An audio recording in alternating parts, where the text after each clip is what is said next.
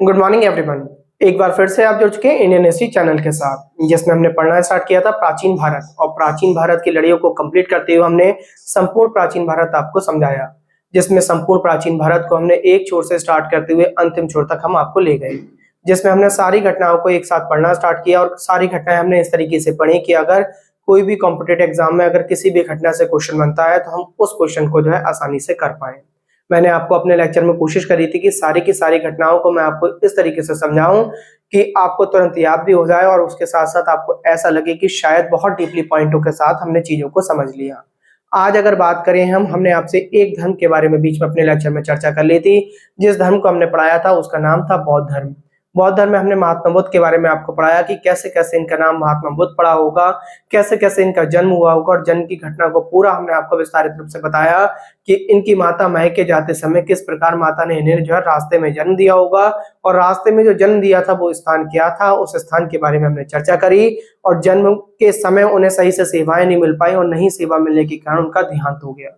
इन सारी घटनाओं को हमने पढ़ा। पढ़ते पढ़ते हमने आपको सारी चीजें बताई कि कैसे कैसे महात्मा बुद्ध को अपने जीवन काल में जो है एक तरीके के स्वप्न वगैरह देखा करते होंगे, और स्वप्न के साथ साथ वो है एक तरीके का, मैंने कहा, साधना वगैरह में लीन हो जाते होंगे, और अंत में जाके उन्हें क्या हुआ होगा, उन्होंने अपने गृह को त्याग दिया होगा। और गृह त्यागने की घटना को क्या कहा, किस तरीके से उन्होंने कठिन परिश्रम किया होगा, कैसे कैसे कौन कौन उन्हें रास्ते में मिलता गया होगा, और एक सीरियल वाइज हमने आपको बताते गए कैसे कैसे कौन कौन से महाजनपद से गुजरे होंगे, और कौन से महाजनपद के राजा ने उन्हें समझाया होगा कि आप पुनः वापस लौट जाओ। ये सारी घटना हमने पढ़ ली थी। अगर आज बात करें तो हम बात करेंगे जैन धर्म के बारे में। एक ऐसा धर्म जो आज हमारे यहाँ जो है बहुत ज्यादा विख्यात हो चुका है, उस धर्म के बारे में हम बात करेंगे। जैन धर्म आखिर क्या है? हमने आपसे कहा था अपने लेक्चर में, जब हम आपको वेद पढ़ा रहे थे, वेद के बाद बौद्ध धर्म पढ़ाया था, तो हमने आपको बताया था कि आप अगर देखें तो सभी धर्म आपको एक समान बातें बताते हैं। जैसा वेदों में लिखा हुआ है उन्हीं बातों को जो है हम अपने तरीके से बार बार हमने नई तरीके से बोल दिया है, और बोलने के बाद जो है हमने अपने अपने नए धर्मों का जो है एक तरीके से प्रचार कर दिया, एक विस्तार कर दिया, और उसके हम जो है फॉलोअर्स बन गए। और फॉलोअर्स बनने के बाद लोगों को हमने एक मार्गदर्शन देना स्टार्ट कर दिया। जो लोग, मैंने कहा, बड़े बड़े वेदों को, या मैंने कहा किसी भी धर्म में अगर सही से विश्वास नहीं कर रखते थे, उन्हें जो है जिस भी व्यक्ति की अगर बात सही लगी होगी तो वो उस व्यक्ति के साथ जो है अपने आप को जोड़ना स्टार्ट कर दिया। तो इसी प्रकार से धर्मों का जो है विकास होना उत्पन्न हो गया। अगर बात करें तो जैन धर्म की, तो जैन धर्म में हमने बार बार पढ़ा है कि महावीर स्वामी के बारे में, कि महावीर स्वामी जैन धर्म के संस्थापक माने जाते हैं, या महावीर स्वामी ने जैन धर्म का प्रारंभ किया। तो ऐसा बिल्कुल नहीं है। अगर चर्चा की जाए तो देखिए, जैन धर्म में अगर महावीर स्वामी की गिनती ली जाए तो जैन धर्म में महावीर स्वामी 24वें नंबर पर पढ़ने को मिलेंगे आपको। तो इससे पहले अगर देखा जाए तो 23 लोग और भी आए होंगे जैन धर्म में, जिन्होंने जो है उन बातों को बताया होगा कि जीवन कैसे जिया जाए और जीवन जीने का क्या उद्देश्य हो सकता है। इन सभी को बताने वाले 23 लोगों को क्या भुला दिया जाए? क्या उन लोगों ने काम नहीं किया होगा? उन लोगों ने भी काम किया होगा। तो इसलिए हम अगर बात करें तो महावीर स्वामी जो है हमारे 24वें तीर्थंकर हैं, ना कि हम अगर बात करें कि जैन धर्म के जो है, हम मान लेते हैं महावीर स्वामी को संस्थापक बोल दिया हमने, या जैन धर्म को अगर जहां बात आई हमने कह दिया महावीर स्वामी ने जैन धर्म स्टार्ट किया था। तो ऐसा नहीं बोलेंगे। अब हम ये सोचेंगे कि सर ने हमें बताया था कि 24 में थे ये, इनसे पहले 23 लोगों ने काम किया। आज हम उन 23 लोगों के इतिहास के बारे में जानेंगे, और शायद मेरा वादा है कि आपको उन 23 के बारे में जब मैं बता रहा हूँ तो कुछ लोगों के बारे में आपको पहली बार सुनने को मिलेगा, और आपको लगेगा कि ये तो हमें बहुत सारी चीज तो आज के लेक्चर में याद हो गई। देखिए, अगर बात करें, हमने आपसे क्या कहा, सबसे पहले हमने आपको चर्चा करी जैन धर्म के बारे में। हमने कहा जैन धर्म क्या है, हमने ये बताया कि इससे पहले हमने कहा 1 से लेके 23 तक तीर्थंकर हुए हैं। 1 से लेकर 23 तक तीर्थंकर हुए हैं, और तीर्थंकर का ही पहले अर्थ समझ लें हम। हमसे पूछा जा सकता है, हमने कहा तीर्थंकर तीर्थंकर तीर्थंकर का अर्थ क्या है? देखिए, तीर्थंकर का मतलब होता है, तीर्थ का मतलब अगर समझे तो नियम उपनियम से मतलब होता है। तीर्थ का मतलब होता है नियम, उपनियम, आचार विचार। ठीक है, तो ये बात आपको ध्यान रख लेंगे। तो तीर्थ का अगर अर्थ पूछे, हमने सबसे पहले कहा तीर्थंकर शब्द 2 शब्दों से मिलकर बना है, तो तीर्थ प्लस हो गया प्लस कर हो गया। तो तीर्थ का अर्थ हमने क्या कहा, तीर्थ को हमने जोड़ा किस बात से, जिसमें हमने पहला पॉइंट तीर्थ बोला आपको। तीर्थ को बोला मैंने आचार विचार वाला व्यक्ति, जो आचार विचार बता सकता हो, यानी अच्छे नियमों की बात करता हो। नियम की बात कर लें, नियम के साथ साथ उपनियम की बात कर लें। ये सारा बताने वाला व्यक्ति जो होगा, जो बता रहा होगा, वो हुआ तीर्थंकर। ये बात समझेंगे। और कर मतलब हो गया कराने वाला, करने वाला। आप ऐसा कि समझ लीजिए, कर मतलब हो गया, सर ने बताया था, कर मतलब करने वाला, ठीक है, करने वाला। देखिए आप ना बहुत सारी चीजों को जब फॉलो करते हैं तो फॉलो करने से पहले उसे कोई ना कोई तो मार्गदर्शन देता होगा उस चीज को। तो आपसे अगर कोई पूछ ले तीर्थंकर का अर्थ क्या है, तो आप बताएंगे अच्छे नियमों या विचारों को बताने वाला जो व्यक्ति होगा, ठीक है, वो जो होगा तीर्थंकर कहलाएगा। अच्छे नियम या विचार जो भी बता रहा हो वो तीर्थंकर कहलाएगा आपको। आपसे मैं कहूं कि आप ये समझ सकते हैं कि आपके आस पड़ोस में अगर आपको कोई अच्छी बातें सिखा रहा है या समझा रहा है, तो आप उसे एक तरीके से तीर्थंकर बोलेंगे कि ये तो तीर्थंकर है, इसने मुझे अच्छे नियम उपनियम मेरे आचार विचारों को बदलने की कोशिश करी है, मुझे जीवन जीने का उद्देश्य बताने की कोशिश कर रहा है ये व्यक्ति, तो ये तीर्थंकर होगा। आपसे ये पूछा जा सकता है। तो मैंने आपसे ये कहा, महावीर स्वामी से पहले 1 से लेकर 23 तीर्थंकर हुए हैं। आज उनके बारे में हम चर्चा करेंगे।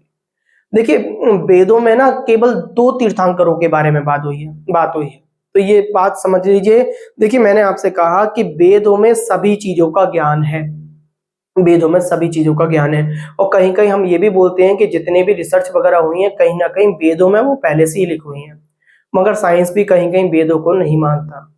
ठीक, साइंस सभी बातें वेदों की मानता है, मगर कहीं कहीं जो है साइंस भी इनका जो है वेदों में इनकी अपवाद करता है। जैसे कि मैंने अब आपको जब वेद के बारे में पढ़ाया था तो उसमें वेदों में आपको 10 मंडल बताए थे, और 10वें मंडल में मैंने आपको सूक्त पढ़ाए थे। सूक्त में मैंने आपसे कहा था एक सूक्त होता है पुरुष सूक्त, जिसमें मैंने आपसे बोला था एक विशाल पुरुष है, उस विशाल मानव के मुख से कुछ व्यक्ति निकले, कुछ कंधों से निकले, कुछ उधर से निकले, जांग से निकलते हुए जो है कुछ पैरों से निकले होंगे, और उनकी कैटेगरी हमने जो है डिवाइड करी।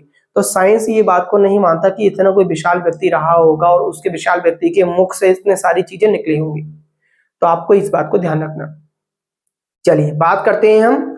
मैंने आपसे कहा कि आपसे ये पूछा जाए तो आप तुरंत बता देंगे। तीसरा पॉइंट करके आप इस तरीके से याद कर लें कि सर ने हमें ऋग्वेद के बारे में बोला था कि ऋग्वेद में कितने तीर्थंकरों की चर्चा है जैन धर्म के, तो आप बता देंगे 2 तीर्थंकरों की चर्चा है। ठीक है, अब उन कौन कौन सी है देखो उनकी बात चलेगी। देखिए सबसे पहले अगर तीर्थंकर की बात करें तो सबसे पहले बहुत पूछे जाते हैं कि जैन धर्म के सबसे पहले तीर्थंकर कौन थे। तो सबसे पहले तीर्थंकर की अगर बात करें, इन्हें ये कहा जाता है भगवान विष्णु के अवतार थे ये सबसे पहले। देखिए मैं जो बात कर रहा हूं इन 2 की बात कर रहा हूं, तो इसमें कौन कौन से आए हैं, इसमें आए एक तो पहले नंबर के और एक 22वें नंबर के आए हैं। आप इन दोनों की बात समझ लें ध्यान से। तो पहले नंबर की अगर तीर्थंकर की मैं बात करूं तो पहले नंबर में आप बताएंगे कि सर ने बताया था ये भगवान विष्णु के अवतार हैं, पहले वाले जो यूज हुए हैं, जो ऋग्वेद में जिनकी बात हुई है। और उसके बाद अगर बात करें तो 22वें की बात करें तो 22 में है अर्ष्टनेमी, और अर्ष्टनेमी को ये कहा जाता है कि भगवान श्री कृष्ण के चचेरे भाई थे। तो ये वेदों में कहा गया है। तो इसका देखो एक क्वेश्चन बन गया आपको, आप ध्यान रखना कि जैन धर्म में जो है 2 ऐसे लोगों के बारे में चर्चा की गई है जो पहले तो बताए गए भगवान विष्णु के अवतार थे, और 22 में की अगर बात करें तो 22 में बताए गए हैं कि ये कौन थे, ये भगवान श्री कृष्ण के आपके मैंने आपको बता दिए चचेरे भाई थे। उनके दोनों के नाम आपको ध्यान रखने हैं। अभी देखिए पहले की बात करें, आप पहला कौन था और 22वां कौन था, दोनों पर चर्चा करेंगे।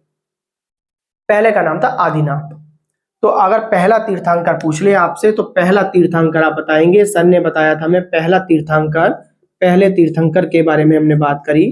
तो पहले तीर्थंकर में हमने पढ़ा कौन थे, ये आदिनाथ थे। आदिनाथ के साथ साथ इन्हीं को हम ऋषभ देव करके भी बोलते हैं, ये बात भी आप ध्यान रखेंगे, ऋषभ देव। और ये मैंने कहा इनके साथ साथ मैंने आपको क्या कहा, भगवान विष्णु के अवतार माने गए हैं, ये भगवान विष्णु के अवतार बोले गए हैं। देखिए ये क्यों इंपोर्टेंट हो जाते हैं, ये इंपोर्टेंट किसी वजह से हो जाते हैं, इनसे बड़े क्वेश्चन बनते हैं। इनके बेटे के बारे में आपने बहुत सुन रहा होगा, इनके बेटे से क्वेश्चन बनते हैं, आपसे पूछा जाता है इनके बेटे के बारे में। तो आपको मैंने ये तो बता दिया पहले तीर्थंकर के बारे में, इनके बेटे के बारे में आपसे पूछ ले कि इनके बेटे का नाम क्या है। तो आप ये ध्यान रखना इनके बेटे का नाम था बाहुबली। आपने शायद पढ़ा हो, नहीं पढ़ा हो तो सुन ले ध्यान से। तो पहले तीर्थंकर आदिनाथ या ऋषभ देव, इनका बेटा कौन था, बाहुबली था। जो फिल्म आपने बाहुबली देखी है वो उसमें जो किरदार किया गया है तो वो एक वास्तविक किरदार रहा था, बट उस चीज को बहुत बढ़ा चढ़ा के दिखा दिया जाता है। मैंने आपको मोहनजोदड़ो जब हड़प्पा पढ़ा रहा था तब भी मैंने आपसे कहा था कि ऋतिक रोशन जी की जो मोहनजोदड़ो करके फिल्म आई है उसमें भी वास्तविकता कुछ दिखाने की कोशिश तो की गई है, बट उसके साथ साथ भी उसमें ना कुछ ऐसी चीजों को दिखा दिया गया है जो वहां पे वास्तविकता नहीं रही होगी। ठीक है, जिसे हमने किताबों में या कहीं भी हमने चर्चा में लिया ही नहीं है। इस तरीके से लव स्टोरियां वगैरह उसमें आ जाती हैं, केवल फिल्म को इंटरेस्ट के लिए उन चीजों को जोड़ दिया जाता है। चलिए वो बात अलग रही, वो तो हमारा जो है एक तरीके से एंटरटेनमेंट हुआ। अब हमने आपसे क्या कहा, हमने कहा कि बाहुबली मूवी की बात करी तो बाहुबली जो किरदार निभाया गया तो रियल में एक बाहुबली नाम का व्यक्ति था, और जो व्यक्ति था, जो लड़का था वो बाहुबली, वो किसका था आप ध्यान रखेंगे, जैन धर्म के पहले तीर्थंकर जिनका नाम सर ने आदिनाथ या ऋषभ देव करके बताया, उसके बेटे का नाम बाहुबली था। ठीक है, बाहुबली क्यों इंपोर्टेंट हो जाता है इसकी बात करें। देखो इनका बेटा मैंने आपको बताया, बेटा कौन था आपने बताया, बेटा सर ने बताया बाहुबली इनका बेटा था, ये बात हमने याद कर ली। देखिए ये क्यों याद हो जाता है, ये इसलिए याद करना है कि इसकी एक मूर्ति बनी हुई है, आपसे पूछा जाएगा। ठीक है, इनकी एक मूर्ति बनी हुई है, कहां पे है, कर्नाटक में है। कर्नाटक में एक एरिया पड़ता है जिसका नाम है क्षेत्र का हासन। कर्नाटक बहुत बड़ा राज्य रहा है, आपने देखा है। ठीक, कर्नाटक के अंदर एक हासन होगा और हासन में भी श्रवण बेलगोला होगा, वो ऐसा स्थान जो जैन धर्म का सबसे अच्छा स्थान माना जाता है। और ये वही स्थान है, आप याद कीजिए, जहां पे मैंने आपको बताया था कि किसी एक मौर्य वंश के शासक ने, जिसका नाम मैं आपको पीछे लेक्चर में आप अपने आप जाके सर्च करें, मैंने आपको बताया था भद्रबाहु नाम का जैन धर्म का एक व्यक्ति आया होगा, अनुयायी आया होगा, उसने उसे समझाया होगा कि तुम्हारे यहाँ जो अकाल भूख, जो सूखा पड़ा है, जिसकी वजह से तुम्हारी प्रजा जो है बहुत ज्यादा परेशान है, वो तुम्हारे ही कर्मों के अनुसार है। और अब तुम जो है अपनी संलेखना विधि, जो जैन धर्म की मैंने संलेखना विधि, जिसे हम संथारा विधि के नाम से भी जानते थे, उन दोनों विधि को यानी एक ही नाम से जानते हैं हम, दो नाम है, एक ही विधि है, और उस विधि से जो है उसने अपने प्राणों का त्याग किया था, ये बात हमने बताई थी। तो ये जो हमने प्राणों का जो त्याग किया था वो कहाँ किया था, श्रवण बेलगोला में किया था। तो आपको ये ध्यान रखना, बाहुबली जो है, बाहुबली की कर्नाटक, और कर्नाटक में भी आपने किस सर ने बताया था, कर्नाटक में एक क्षेत्र पड़ता है हासन, और हासन के भी अंदर एक और क्षेत्र पड़ता है जिसका नाम है श्रवण बेलगोला। श्रवण बेलगोला, श्रवण बेलगोला की हमने बात करी। यहां पर क्या है, एक इनकी ना मूर्ति बनी हुई है, इनकी एक मूर्ति बनी हुई है, तो उस मूर्ति के बारे में आपसे पूछ लेता है। तो आपने पढ़ा होगा शायद, जो है गोमतेश्वर की मूर्ति, गोमतेश्वर की मूर्ति, तो श्रवण बेलगोला गोमतेश्वर की मूर्ति जो बनी हुई है उन्हीं की बनी हुई है, और 17.5 मीटर की है वो, और 57 फीट ऊंची है। आपसे इस तरीके से पूछा जा सकता है। तो श्रवण बेलगोला में जो है आप एक मूर्ति का नाम ले लेंगे कि सर ने हमें एक मूर्ति बता दी, इसकी एक मूर्ति बनी हुई है, वो 17.5 मीटर की है या 57 फीट की है। सर ने बोला था हमसे 57 फीट, और उसके साथ साथ सर ने बताया था हर 12 वर्ष पश्चात जो है यहाँ पर एक मेला लगता है, और उस मेला में अगर बात करें तो हर तरीके के संसार में जहां जहां जैन तीर्थंकर रहते होंगे, जैन लोग रहते होंगे, वो वहां पर आते हैं, और आने के बाद उस त्योहार पे जो है आके सेलिब्रेट करते हैं। इसमें खास बात क्या है, हर 12 वर्ष बाद जब लगता है तो दूध और मक्खन से जो है इस मूर्ति को नहलाया जाता है, और इस त्योहार को जो बोलते हैं वो मस्तकाभिषेक त्योहार के नाम से जाना जाता है।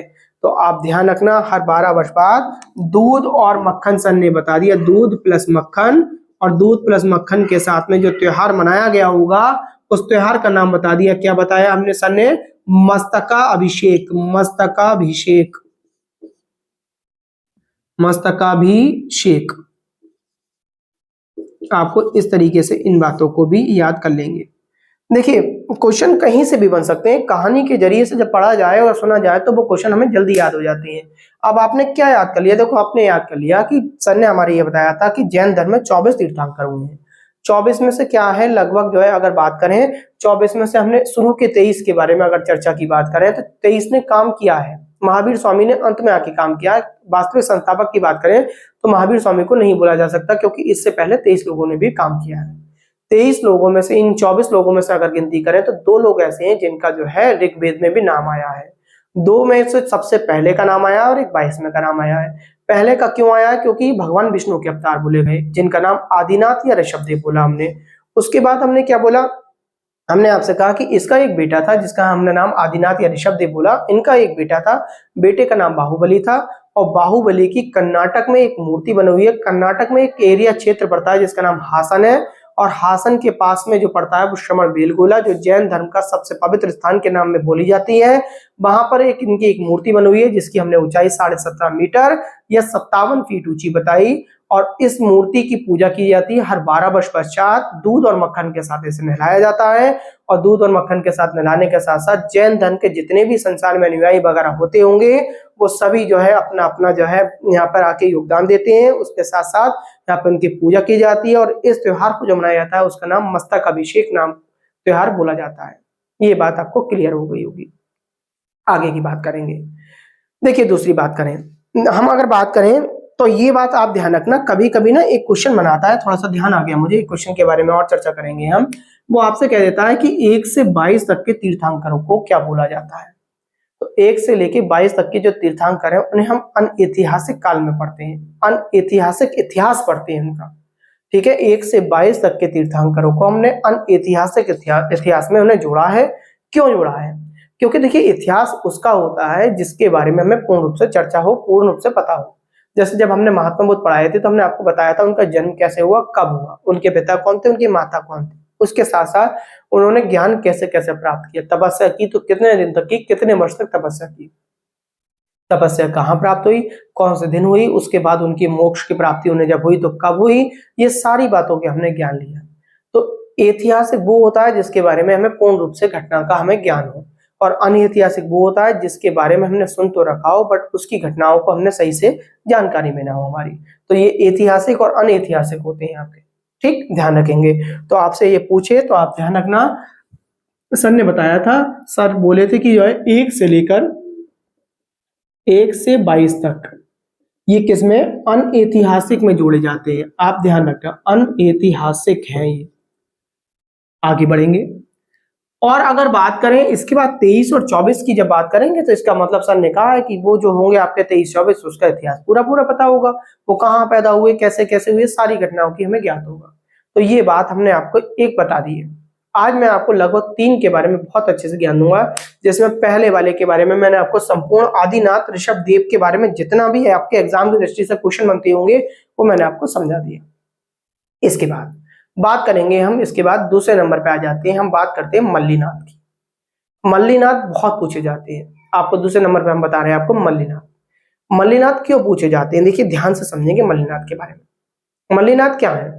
मल्लीनाथ के समय में ना मल्लीनाथ एक गुरु रहे हैं इनके। अब मल्लीनाथ जो गुरु रहे होंगे उनके बाद में जो शिष्य आए, शिष्यों ने ना उस समय इनके जो जैन धर्म को 2 भागों में डिवाइड कर दिया।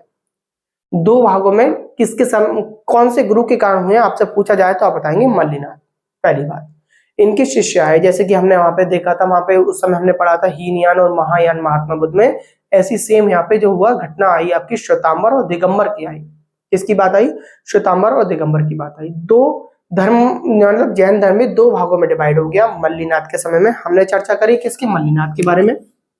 चलिए भाई मल्लीनाथ पे आ जाते हैं हम। मल्लीनाथ जो थे इनके बारे में हमने जब बात कर रहे हैं तो हमने कहा कि ये एक गुरु रहे होंगे और लोगों को ना जो इनके अनुयायी थे उन्हीं अनुयायियों में आपस में ये बहस हो गई कि इन्होंने अपना गुरु मल्लीनाथ को तो मान लिया, मल्लीनाथ को कभी देखा नहीं, बस उनके बारे में पढ़ा होगा, जो सुना होगा, या उनके विचारों को आगे तक फॉलो करते रहे होंगे लोग बाग। बाद में इनके 2 बहुत बड़े जो है इनके भक्त आ गए, यानी अनुयायी आ गए, और उन अनुयायियों का नाम बात याद करें तो शूलभद्र और भद्रबाहु करके आप याद कर लेंगे। ठीक है, इनके समय में जो है मैंने कहा अनुयायी के बारे में अगर आपसे बात कर ले, वो पूछ ले अनुयायी कौन थे, तो अनुयायी में आप एकदम याद कर लेंगे कि सर ने हमारे बताया था, एक तो बोले थे शूलभद्र और दूसरे बोले थे भद्रबाहु, जिसकी चर्चा हमने पहले कर चुके हैं, आप याद करिए। शूलभद्र या शूलभद्र के साथ साथ दूसरे वाले हमने याद कर लिए, दूसरे वाले भद्रबाहु ये रहे थे। अब इनकी घटना समझे। देखिए शूलभद्र क्या कहते हैं, शूलभद्र ने ये कहा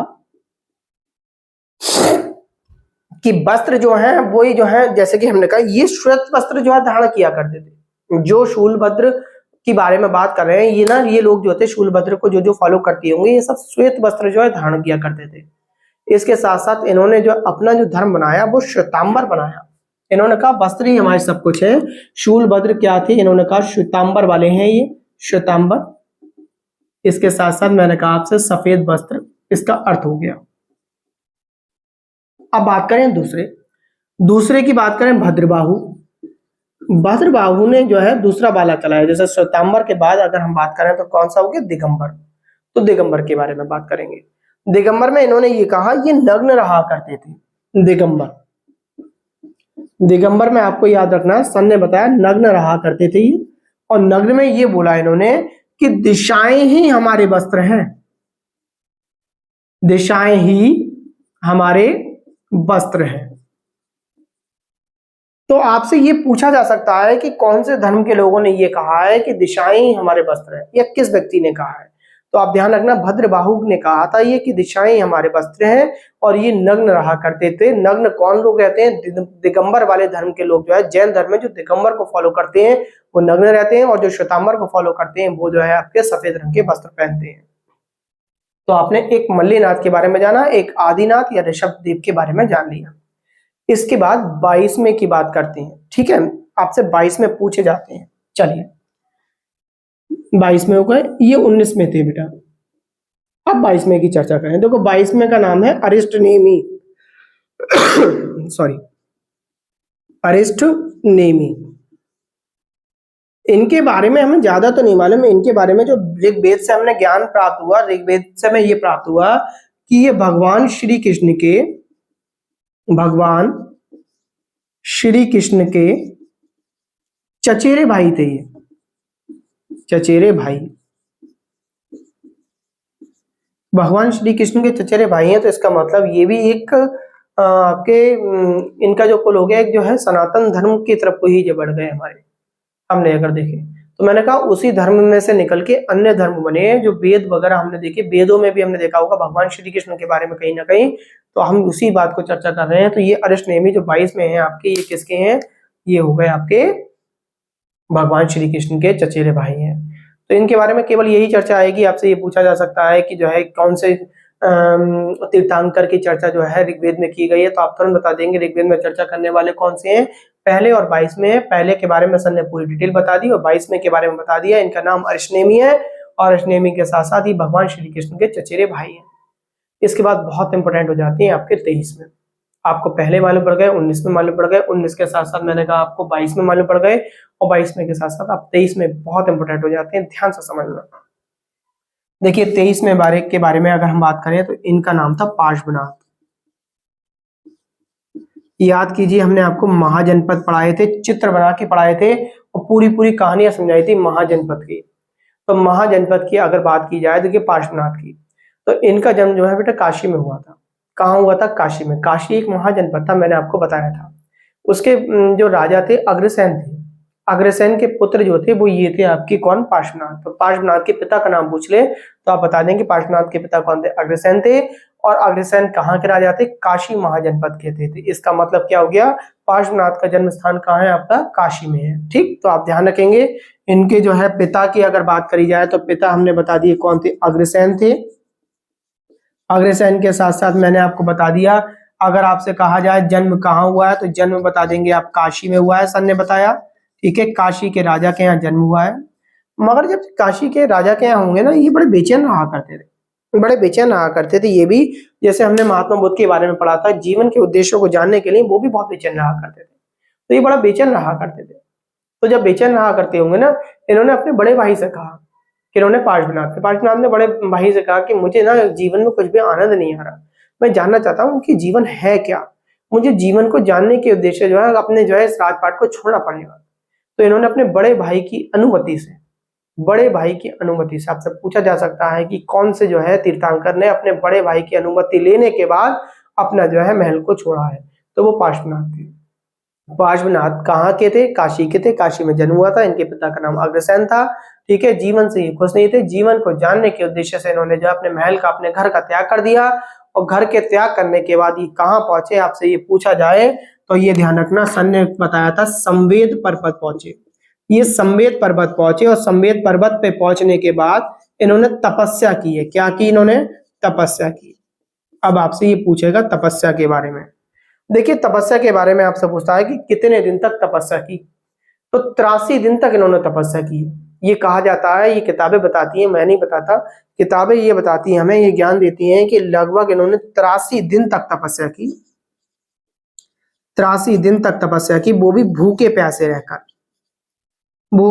रहकर। अगर बात करी जाए यहाँ पर, तो इन्हें 83 दिन तक इन्होंने तपस्या की, और 83 दिन के बाद इन्हें ज्ञान प्राप्त हुआ। तो इन्हें तो बहुत जल्दी ज्ञान प्राप्त हो गया। वहां हमने महात्मा बुद्ध पढ़े थे कि 6 साल तक कितना बड़ा स्ट्रगल करा था, कैसे कैसे स्ट्रगल करा था, किन किन जगहों पर घूमना पड़ा, किन्हें किन्हें गुरु बनाना पड़ा।